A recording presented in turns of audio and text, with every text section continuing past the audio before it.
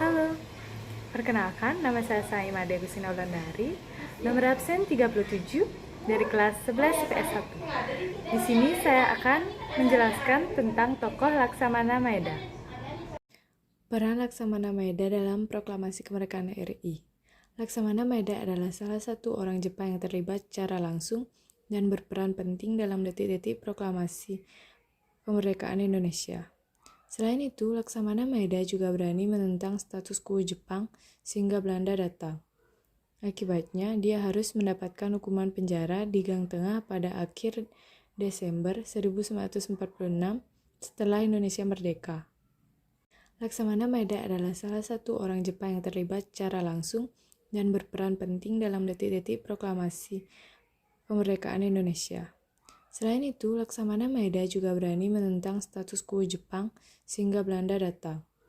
Akibatnya, dia harus mendapatkan hukuman penjara di Gang Tengah pada akhir Desember 1946 setelah Indonesia merdeka. Peran Laksamana Maeda dalam proklamasi kemerdekaan RI yang pertama, berhubungan dekat dengan tokoh nasional. Laksamana Maeda berhubungan akrab dengan beberapa tokoh nasional seperti Ahmad Subarjo.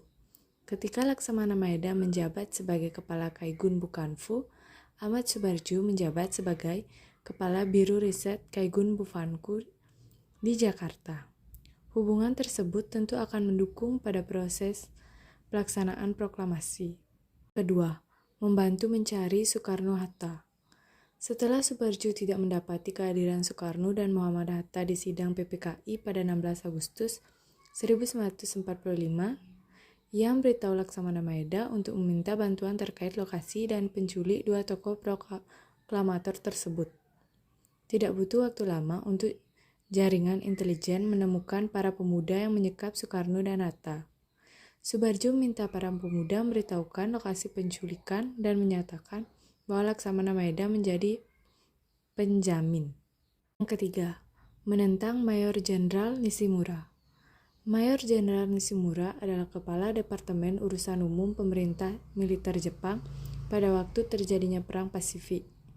Dalam sebuah dokumen nomor ICFRO 059432 yang berasal dari catatan seorang perwira Jepang, Maeda memprotes Mayor Jenderal Nishimura karena Rikugu selalu menentang kemerdekaan Indonesia.